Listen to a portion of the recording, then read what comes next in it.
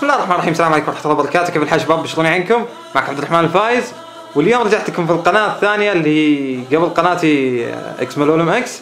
طبعا في هذه القناة راح اتكلم فيها بأقل من دقيقة بإذن الله، راح تكون مختصة في عالم الأجهزة الذكية أو الهواتف الذكية زي ما يقولون. راح نتكلم عن أفضل تطبيقات للآي أو إس آيفون، راح نتكلم عن أفضل تطبيقات للأندرويد، عندنا أجهزة أندرويد. راح اتكلم عن افضل تطبيقات برضو بشكل شهري، يعني على كل الاجهزه. اتكلم عن تطبيقات بلاك بيري 10، نظام بلاك بيري 10. وراح تكون باذن الله شروحات وكذا.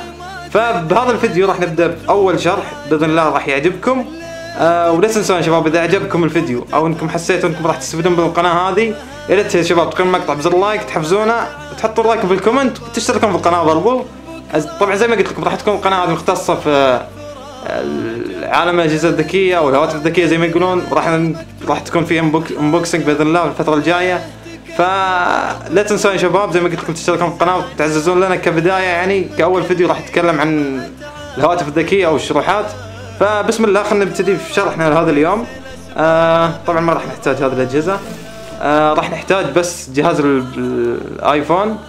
طبعا في هذا الفيديو راح نتكلم عن كيف تحصل على كل برامج الايفون، سواء كانت العاب برامج كلها راح تحصل عليها مجانا بدون جيل بريك. طبعا طريقه مجربه ومضمونه باذن الله. كل اللي عليكم انكم تطبقون اللي في الشرح او اللي راح يصير في الشرح. فيلا بسم الله نبتدي.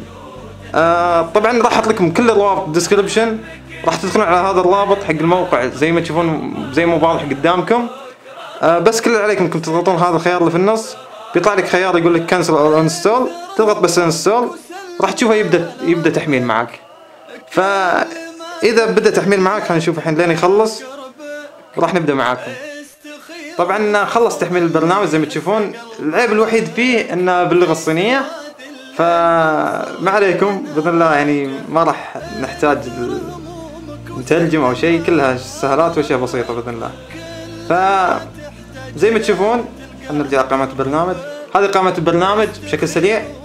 لو انك شفت مثلا برنامج في الاب ستور، بس كل اللي تحتاج انك مثلا تجي وتسوي لها سيرش. مثلا خلينا نشوف لعبة ماين ايوه هذه هي. شفتوا كيف؟ بس كل اللي عليك انك تضغط هذا الزر اللي هو هذا الاخضر، راح يبدأ يحمل بإذن الله. أيوة بالضبط. فخلونا نشوف نحمل البرنامج أو اللعبة.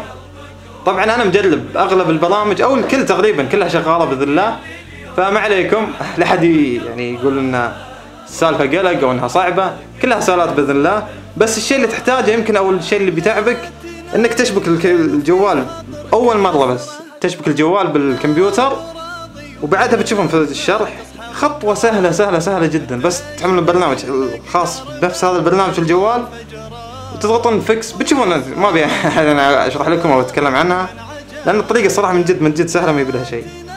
بس اول مرة تحتاج انك تشبك بالكمبيوتر، وبعدها خلاص تدخل البرنامج ودايركت تتحمل. وهذه الطريقة بدون جيل بريك، ها ركزوا انها بدون جيل بريك. ما ادري اشوف. ايوه اول ما يخلص راح يقول لك انستول ولا لا، تضغط انستول وتشوف انه يسوي انستول للتطبيق نفسه. نشوف وركينج انستول زي ما هو واضح قدامكم. هذه اللعبة تشغلها. طبعا بما اني انا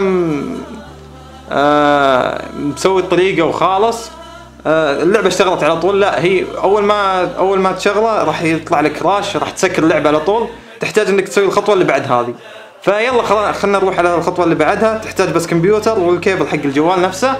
فهذا اللي عندنا وننتقل للخطوة الثانية بإذن الله. ايوه رجعنا لكم. طبعا كل اللي عليكم انكم تشيكون الديسكربشن او الوصف، راح تحصل رابط كاتب فيه عن جهاز الكمبيوتر، تدخل على الرابط نفسه وتسوي داونلود البرنامج. طبعا بعد ما تسوي داونلود البرنامج على طول تروح تسوي له انستول. طريقة انستول سهلة، نكس او التالي وتخلص. تختار اللغة الانجليزية يفضل. بعدها تفتح البرنامج وتشبك الجوال، لا تنسى انك تشبكه بالكيبل يو اس بي. وبعدها تروح للخيارات اللي فوق زي ما هو واضح قدامكم مكتوب ابس، تختارها. وراح تنزل تحت في بار على اليسار زي ما تشوفون مكتوب في ابز برضو، ادخل عليها تحصل فوق مكتوب اعوذ بالله مكتوب فيكس كراش. تضغط عليها وتشوف انه يسوي فيكسنج مكتوب وقلب اللون رصاصي، بعدها اختفى اللون الرصاصي، وبكذا على طول روح لجهازك الجوال وشغل البرنامج اللي حملته وخلاص. بعدها تشوف الامور اوكي والبرنامج شغال الحمد لله. طبعا اي مشكله يا شباب تواجهونها تنسون تتابعوني في تويتر تحت في الديسكربشن موجود زي ما هو واضح قدامكم في الشاشه. ولا تنسون يا شباب ترى هذه الطريقه بس اول مره تحتاج فيها البرنامج عن كمبيوتر، وبعدها خلاص تدخل على البرنامج نفسه في الجوال وتحمل اي برنامج تبيه ولين ما تطفش. فخلنا نشوف الحين اللعبه شغاله اوكي مو شغاله ونكمل المقطع. طبعا زي ما تشوفون اللعبه شغاله من احلى ما يكون. ما اطلع